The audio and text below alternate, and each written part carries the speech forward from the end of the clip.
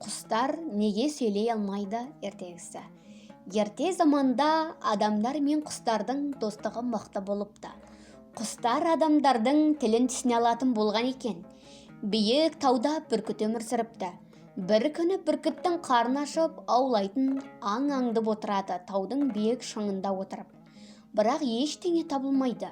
Күннің көзі бүркіттің көзіне түсіп, ол ұйықтап кетіпті.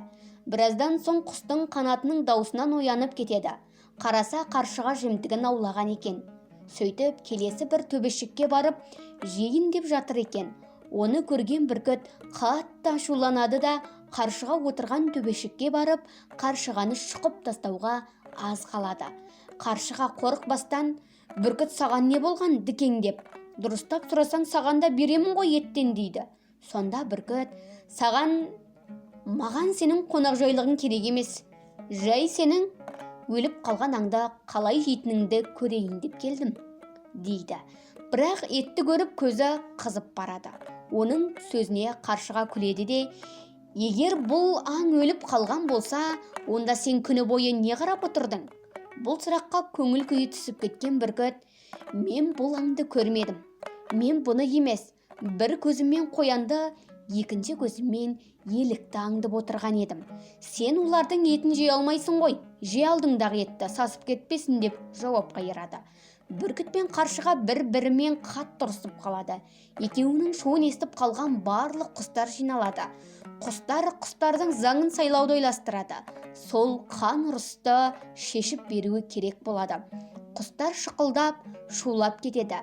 Барлығының қан болғысы келеді. Сол кезде бүркіт алға шығып, мен сендерге хан болу керекпін. Менен де биікте самғап ұшатын ешкім жоқ дейді. Бірақ оған құстар келіспей, жоқ, керек емес, сен өте тәкаппарсың.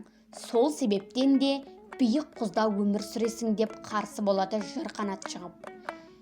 Менің қан болғым келеді, менің қанатым сендердікіндей жүннен емес теріден. Алыстағыны естіп қоямын, бұған көкек келіспей қояды. Жарқанаттың қан болуы мүмкін емес, құстарға құспын дейді, аңдарға аңмын дейді. Оның үстіне түні бойы ұйықтамай ұшып жүреді, бізге ұйқы бермейді. Сендер үшін менен жақсы қан болмайды. Менің саған салған әнім мен бүкіл жер беті және жасыл желе құлпырады. Көкектің де сөзіне құстар келіспей қояды да бұлай дейді. Көкек бізге қан болмайды. Ол өзінің балапандарына қарамай тастап кетеді. Осы кезде құстар арасында үлкен айтыс тартыс туады. Әрбір құс өзін қан қылып сайлауды ұсынды. Құстар қатты шулап кетеді. Мұны естіп, жоғарыда талдың басында сиқыршы қара қарға отырады. Ол ақыры бір-біріңмен тіл табыса алмайды екенсіңдер, онда сөйлемей-ақ қойыңдар. Барлығының қан болғысы келеді дейді. Сол кезден бастап құстар адам сияқты сөйлеуден қалады. Міне құстардың ауыз біршілігі болмағандықтан барлығы бірдей сөйлей алмай қалыпты.